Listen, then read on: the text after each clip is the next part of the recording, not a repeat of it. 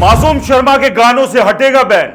मासूम शर्मा की मुख्यमंत्री से मुलाकात। गाने बैन होने के बाद नायब सिंह सैनी से पहली बार मुलाकात। क्या मुख्यमंत्री ने दिया मासूम शर्मा को गानों से बैन हटाने का आश्वासन?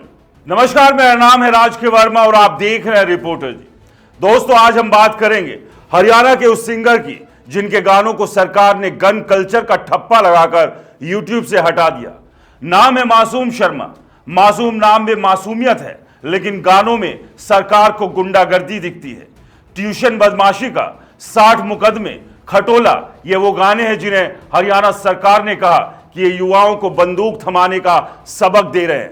और अब 25 मार्च 2025 को मासूम शर्मा की मुख्यमंत्री नायब सिंह सैनी से मुलाकात हुई। पहली मुलाकात बैन के बाद। सवाल ये कि क्या इस मुलाकात से बैन हटेगा या फिर ये बस एक फोटो ऑप था जिसे बाद में सरकार अपनी पीठ थपथपाने के लिए इस्तेमाल करेगी। पहले तो समझिए कि मामला क्या है। हरियाणा सरकार ने पिछले दिनों गन कल्चर और बदमाशी को बढ़ावा देने वाले गानों पर सख्ती दिखाई।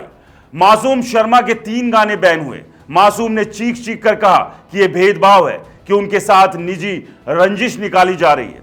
फेसबुक लाइव में उन्होंने सरकार के पब्लिसिटी सेल के एक अधिकारी को निशाने पर लिया। कहा कि ये सब एक ऊंचे ओहदे वाले शख्स की साजिश है जिनके साथ उनका 36 का आंकड़ा है। अब ये 36 का आंकड़ा क्या है ये तो मासूम ही जाने, लेकिन इतना साफ है कि मासूम को लगता है कि उनके गानों को टारगेट किया गया। और सच कहूं, जब आप देखते हैं कि 9 बैन गानों में से 7 अकेले मासूम के हैं तो शक तो होता ही है। क्या हरियाणा में सिर्फ मासूम ही गन कल्चर फैला रहे थे? बाकी सिंगर क्या भजन गा रहे थे? अब आते हैं इस मुलाकात पर। 25 मार्च को मासूम शर्मा मुख्यमंत्री नायब सिंह सैनी से मिले।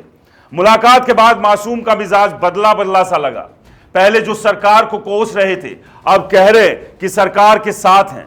एक चैनल को दिए इंटरव्यू में मासूम ने कहा, अगर कोई अच्छी पहल होती है तो मैं उसका स्वागत करता हूं। गन कल्चर पर बैन अच्छा कदम है, लेकिन यह सिर्फ मासूम शर्मा तक सीमित ना रहे। पूरे देश में एक कानून बने जो ऐसा गाता है उसके खिलाफ सख्ती हो। सुनकर अच्छा लगा। मासूम अब राष्ट्र की बात कर रहे हैं, लेकिन अगले ही पल उन्होंने एक मुहावरा ठोक दिया। 4 दुकानों में से एक दुकान पर ताला लगा दो तो सामान तो बिकेगा ही, पूरी मार्केट बंद करनी पड़ेगी। मतलब साफ है, मासूम कह रहे हैं सिर्फ उनके गानों पर बैन करने से कुछ नहीं होगा। पंजाबी गाने, बॉलीवुड गाने, साउथ की फिल्में, सब पर नकेल कसो।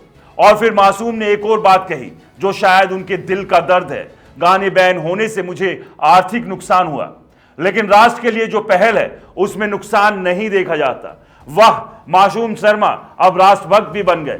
लेकिन सवाल वही, क्या इस मुलाकात के बाद उनके गानों से बैन हटेगा? मासूम ने कहा कि मुख्यमंत्री को इस मामले की पूरी जानकारी नहीं थी।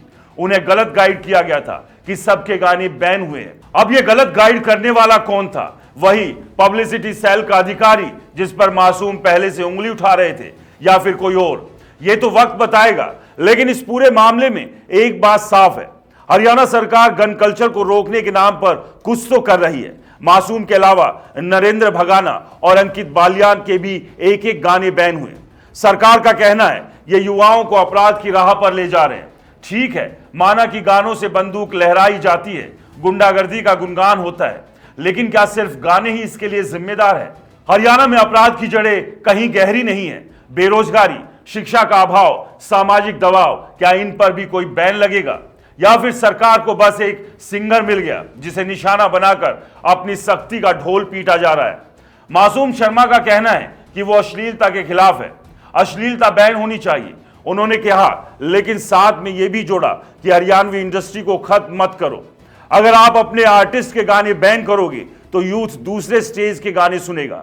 और यह बात सच है, हरियाणा में मासूम के गाने बैन हुए तो क्या हुआ? पंजाबी गाने तो अभी भी धूम मचा रहे हैं, वहां भी गन कल्चर की कमी नहीं। तो क्या हरियाणा सरकार पंजाब को भी लेटर लिखेगी कि भाई अपने सिंगर्स को समझाओ? अब सवाल बैन हटने का, क्या इस मुलाकात के बाद मासूम के गाने वापस आएंगे? अभी तक सरकार की तरफ से कोई साफ बयान नहीं आया।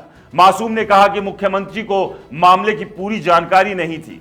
तो क्या अब मुख्यमंत्री जांच करवाएंगे या फिर यह मुलाकात बस एक दिखावा थी?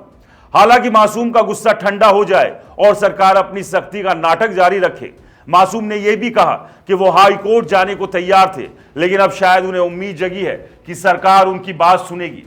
देखिए, ये पूरा मामला कला और सत्ता के बीच टकराव का है। एक तरफ मासूम शर्मा जैसे सिंगर हैं जिनके गानों ने हरियाणवी इंडस्ट्री को एक पहचान दी, दूसरी तरफ सरकार है जो कहती है वो समाज को बचाने की कोशिश कर रही है। लेकिन सवाल ये कि क्या सरकार का तरीका सही है?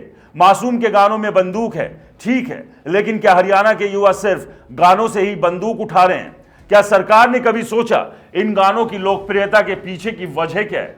शायद इसलिए कि ये गाने उस सच को गाते हैं जो हरियाणा की गलियों में दिखता है। तो क्या होगा आगे? बैन हटेगा या नहीं, ये तो आने वाला वक्त बताएगा। लेकिन इतना तय है कि मासूम शर्मा और हरियाणा सरकार की जंग अभी खत्म नहीं हुई है।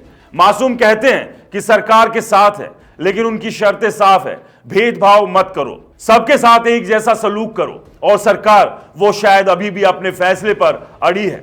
तो दोस्तों, ये कहानी अभी अधूरी है, अगला सीन क्या होगा ये देखना बाकी है। बाकी आपको क्या लगता है, मासूम शर्मा जैसे गन कल्चर को बढ़ावा देने वाले गानों पर बैन होना चाहिए, या फिर यह कार्रवाई जो मासूम शर्मा तक सीमित रही है उसे बड़े स्तर पर करने की जरूरत है? हमें कमेंट्स कर जरूर बताएं। और दोस्तों, रिपोर्टर जी चैनल को अगर सब्सक्राइब नहीं किया है तो चैनल को सब्सक्राइब करना बिल्कुल ना भूलें। नमस्कार।